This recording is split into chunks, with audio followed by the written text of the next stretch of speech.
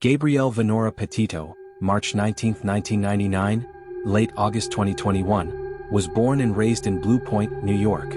She had 6 younger siblings and half-siblings.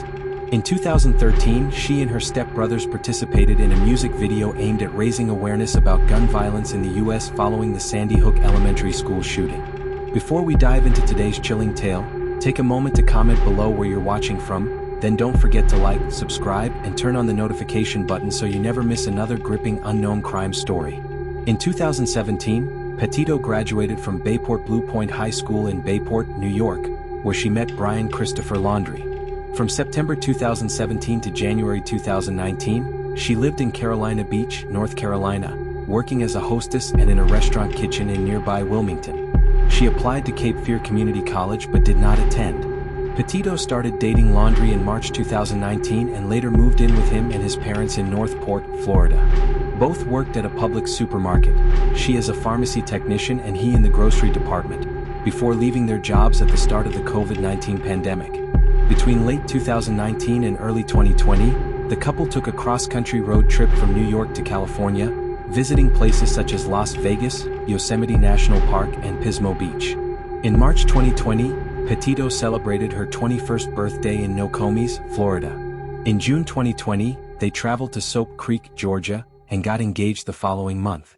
In December 2020, Petito purchased a 2012 Ford Transit Connect van that had been converted into a camper, which the couple used for their next cross-country trip. To save money for the journey, she worked 50-hour weeks at Taco Bell and as a nutritionist, while Laundrie found employment at an organic juice bar. Petito shared her experiences and travels on social media platforms like YouTube and Instagram, where she expressed her passion for art, yoga, and healthy eating. On June 17, 2021, Petito and Laundrie returned to Blue Point for her brother's graduation ceremony. A few weeks later, on July 2nd, they set off on their trip in the Ford Transit Connect van. During their travels that month, they visited Monument Rocks, Great Sand Dunes National Park and Preserve, Zion National Park, Bryce Canyon National Park, Mystic Hot Springs, and Canyonlands National Park. In August 2021, while traveling across the United States as part of their planned 4-month van life journey, Petito was beaten and strangled to death by her fiancé, Brian Christopher Laundrie. The trip had begun on July 2nd, but she disappeared on August 27th. After Petito went missing, Laundrie became a person of interest when he drove their van from Wyoming back to his parents' home in Florida and refused to discuss her whereabouts.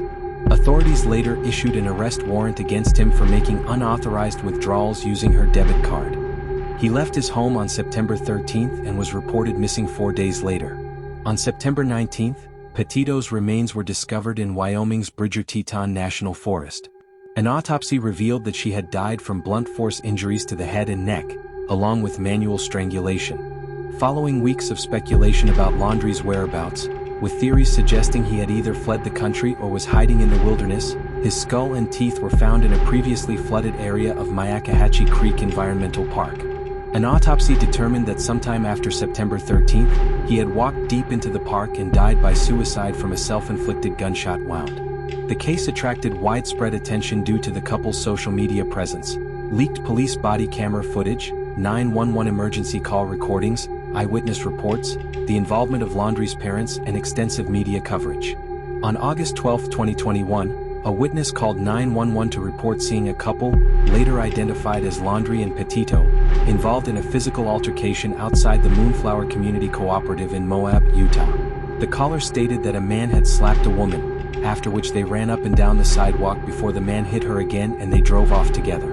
Another witness described the incident as an intense argument, noting that Petito was seen punching him in the arm, while Laundrie appeared to be trying to leave her behind, taking her phone with him. Before they left together, Petito climbed into the driver's seat, then moved to the passenger's side so Laundrie could drive, asking him, "Why do you have to be so mean?"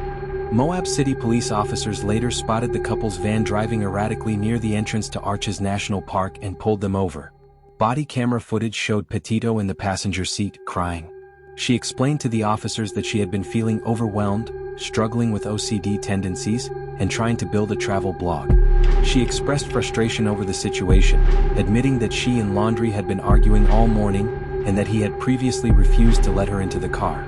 Initially, Petito downplayed the physical altercation, but after an officer pointed out marks on her arm and face and encouraged her to be honest, she admitted that Laundrie had grabbed her face and told her to shut up, which resulted in an injury. Laundrie, in his statement to the officer, claimed that he had suggested they take a break to calm down. He mentioned that Petito had become upset, tried to take the car keys from him, and hit him with her phone. He admitted to pushing her away but insisted he had only been trying to create space between them. Petito admitted to the officer that she had hit Laundrie first and pleaded with authorities not to separate them. In his report, an officer noted that throughout the encounter, Petito remained visibly distressed, frequently crying, breathing heavily, and struggling to compose her thoughts. The officer described how Laundrie had attempted to create space between them by encouraging Petito to take a walk to calm down. However, she resisted the separation, began slapping him, and in response, he grabbed her face and pushed her back as she pressed against him and the van. Since neither Petito nor Laundrie wished to press charges, the police classified the incident as a mental health crisis rather than domestic violence, which would have required an arrest. As a precaution, officers separated them for the night, arranging for Laundrie to stay at a motel while Petito remained in the van. The Moab City Police Department later conducted an internal review to determine whether its officers had handled the case appropriately, leading to the police chief taking a leave of absence. On August 17, Laundrie flew from Salt Lake City to Tampa, Florida, leaving Petito behind. She stayed at a hotel near Salt Lake City International Airport for several days before checking out on August 24. The Laundrie family's attorney later explained that Laundrie had returned to Florida to collect personal belongings and close a storage unit to save money, as the couple was considering extending their road trip. He returned to Petito on August 23 to continue their travels. Petito's mother last spoke to her daughter on August 25, when she was told that the couple was traveling from Utah to Grand Teton and Yellowstone National Parks. That same day, the final post appeared on Petito's Instagram, featuring pictures of her in front of a butterfly mural outside a restaurant in Ogden, Utah. On August 27, surveillance footage captured Petito and Laundrie at a Whole Foods store in Jackson, Wyoming. They were seen entering the parking lot at 2:11 p.m., going inside at 2:14 p.m., and leaving at 2:30 p.m. They then sat in their van for about 20 minutes before driving away at 2:56 p.m., heading toward the Bridger Teton National Forest campsite. This was the last known footage of Petito alive. Eyewitness accounts from this period provided additional details about the couple's activities. A witness recalled seeing them at a Tex-Mex restaurant in Jackson Hole on August 27, where Laundrie was described as aggressive during an argument with the restaurant staff, apparently over money. Petito later returned to the restaurant in tears, apologizing for his behavior. Restaurant employees later confirmed their presence. Another witness reported seeing a slow-moving white van and a man behaving strangely near the Spread Creek dispersed camping area between August 26 and 28. She posted a TikTok video detailing her observations and later stated that her tip helped authorities locate Petito's remains. On August 29, a woman and her boyfriend picked up Laundrie hitchhiking near Coulter Bay Village. He reportedly offered them $200 for the ride but freaked out when he realized they were heading to Jackson Hole instead of Jackson, Wyoming. He asked to be let out near the Jackson Lake Dam, despite having only been in the car for about 30 minutes. The witness found it odd that Laundrie appeared clean despite claiming he had been camping for days. Another witness picked up Laundrie later that evening from the Jackson Lake Dam area and dropped him off near the entrance to the Spread Creek campsite. Laundrie offered gas money but refused to be taken any further, appearing anxious as the car approached the site. On August 27, Petito's mother received a text from her daughter's phone that read, "Can you help Stan? I just keep getting his voicemails and missed calls." This message raised concern, as Petito never referred to her grandfather by his first name. The final text from her phone, sent on August 30th, simply read, "No service in Yosemite." Her mother was unsure if these messages had actually been sent by Petito. On August 29th, Laundrie called his mother, and as their conversation ended, his tone suddenly changed. Shortly after, his father reached out to him and Laundrie told him, "Gabby's gone," adding that he might need a lawyer. The case gained significant public attention due to a mix of social media exposure, domestic violence concerns, and true crime fascination.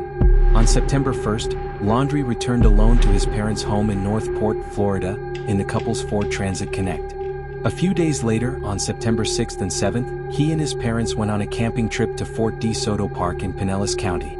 By September 11th, after not hearing from Petito for weeks, her mother filed a missing person report. Laundrie was named a person of interest 4 days later, but on his lawyer's advice, he and his parents remained silent. Police monitored their home and saw him leave on September 13th. 2 days later, they believed they saw him return home, but on September 17th, Laundrie's parents reported him missing. It was then that police realized they had mistaken Laundrie's mother for him when they saw the car return on September 15th. Authorities obtained search warrants and seized the Ford Transit Connect, an external hard drive, and the Laundrie family's Ford Mustang. On September 19th, human remains matching Petito's description were found in Wyoming's Spread Creek dispersed camping area, near where their van had previously been seen. The autopsy confirmed her identity and ruled the death a homicide caused by blunt force injuries to the head and neck, with manual strangulation, occurring 3 to 4 weeks before discovery. A federal arrest warrant was issued for Laundrie on September 23rd, citing his unauthorized use of Petito's debit card to withdraw more than $1,000 between August 30th and September 1st. The FBI collected material from his home for DNA matching Laundrie's disappearance and death. On October 5th, Laundrie's sister urged him to turn himself in. On October 7th, Laundrie's father assisted police in searching for him in the T. Mabry Carlton Reserve and Myakkahatchee Creek Environmental Park. On October 20th, skeletal remains and some of Laundrie's belongings were found in an area that had been underwater due to flooding. Forensic dentistry identified the remains as Laundrie's. The cause of death was a self-inflicted gunshot wound to the head, as confirmed on November 23rd. Laundrie's confession and case closure. In January 2022, the FBI revealed that Laundrie's notebook, found near his remains, contained a written confession. He admitted to killing Petito and attempting to mislead people through text messages sent from her phone. By June 2022, the full notebook entry was released. Laundrie claimed he killed Petito as a mercy killing after she fell and was injured. "I ended her life. I thought it was merciful that it is what she wanted, but now I see all the mistake, I made." He also wrote about his suicide. "I am ending my life not because of a fear of punishment but rather because I can't stand to live another day without her." Experts disputed Laundrie's account, arguing it did not align with forensic findings. Professor Michael Alcazar from John Jay College of Criminal Justice believed Laundrie was trying to justify his actions, rather than taking full responsibility. The case dominated news and social media, more so than many other missing persons and murder cases. Reasons included Laundrie and his parents refusing to comment on Petito's whereabouts, the van life social media content Petito and Laundrie posted, making their journey highly visible, police footage of the Utah traffic stop, revealing signs of domestic violence, witness accounts and TikTok videos providing publicly available evidence. The case fitting the true crime entertainment trend that had surged in popularity. The COVID-19 pandemic increasing interest in cross-country van trips. The young couple's romantic getaway gone wrong narrative, which drew fascination and speculation and other cases. There was early speculation about a link between Petito's murder and the Moab double homicide of Keelan Schultz and Crystal Turner, which occurred around the same time Petito and Laundrie were in the area. However, no direct connection was established. The case officially closed in January 2022, with Laundrie held responsible for Petito's murder. The case of Gabby Petito captured widespread public attention, sparking intense media coverage, social media involvement, and legal battles that extended far beyond the initial investigation. Many people across the country followed the case closely, with social media users posting observations, theories, and even potential evidence that aided law enforcement. Witness accounts, including TikTok videos and CCTV footage, played a crucial role in piecing together Petito's final days. However, while some posts were helpful, many were criticized for being insensitive, spreading misinformation, or being driven by a desire for attention or financial gain. Public engagement in the case also took the form of physical demonstrations. Protesters gathered outside the Laundrie family home, demanding answers, while candlelight vigils were held in Petito's hometown in her memory. In response to the overwhelming support and public interest, Petito's family established the Gabby Petito Foundation, which aims to assist in the search for other missing persons. The extensive media coverage and nationwide search for Brian Laundrie and Petito even led to the discovery of the remains of 5 other missing individuals, underscoring the power of public involvement in such cases. However, the case also reignited discussions about media bias and racial disparities in missing persons cases. Commentators pointed to the phenomenon known as missing white woman syndrome (MWWS). a term that highlights the disproportionate media coverage given to cases involving young, attractive, white, middle-class women, while cases involving individuals from marginalized communities receive significantly less attention. Reports surfaced that between 2011 and 2020, at least 710 indigenous people had been reported missing in or near the same region where Petito disappeared, yet their cases never received the same level of national coverage. Initially hesitant to acknowledge MWWS, Petito's father, Joseph Petito, later recognized the issue and used his platform to advocate for missing persons from all backgrounds. Through initiatives such as the Faces of the Missing television series and continued efforts through the Gabby Petito Foundation, her family has worked to raise awareness about other cases that have been overlooked. Legal action followed the media frenzy, with multiple lawsuits emerging in the aftermath of Petito's murder. A wrongful death lawsuit was filed against Brian Laundrie's estate, resulting in a $3 million judgment in favor of Petito's estate, although collecting the sum was deemed unlikely due to Laundrie's minimal assets. Additionally, Petito's parents sued Chris and Roberta Laundrie, along with their attorney Steve Bertolino, for emotional distress, alleging that they deliberately withheld information about Gabby's death. This lawsuit was settled in mediation on February 21, 2024, with undisclosed terms. One of the most significant legal battles was against the Moab Police Department, which encountered Petito and Laundrie shortly before her death but failed to classify their interaction as a case of domestic violence. In November 2022, Petito's parents filed a $50 million wrongful death lawsuit against the department, later amending the complaint in 2023 to include allegations that Officer Eric Pratt knowingly ignored the law and failed to follow the department's lethality assessment protocol, which was designed to prevent domestic violence tragedies. On November 20, 2024, the lawsuit was dismissed under Utah's Governmental Immunity Act, which shields government agencies from certain liabilities. However, the judge acknowledged that the officer's actions may have contributed to Petito's death. Her parents have since announced their intention to appeal, arguing that the law is unconstitutional. The tragic case also left a lasting imprint on popular culture, inspiring film and television adaptations. On October 1, 2022, Lifetime released the Gabby Petito story as part of its Ripped from the Headlines series, starring Skylar Samuels as Petito and Thora Birch as her mother. More recently, on February 17, 2025, Netflix released American Murder, Gabby Petito, a docuseries that further delved into the details of the case. The story of Gabby Petito remains one of the most widely followed and discussed missing persons cases in modern history, sparking critical conversations on domestic violence awareness, law enforcement accountability, media bias, and the ethics of true crime storytelling. Her parents continue to fight for justice and reform, ensuring that her legacy contributes to protecting others in similar situations. Do you think law enforcement could have done more to prevent this tragedy? So, what steps should have been taken? How do you feel about the role social media played in this case? Was it helpful or harmful overall? Do you believe the media focuses too much on certain cases while ignoring others? How can we ensure all missing persons receive equal attention? What lessons do you think we can take from this case to improve how we handle domestic violence situations? Should laws be changed to hold families legally accountable for withholding information in criminal cases? Why or why not?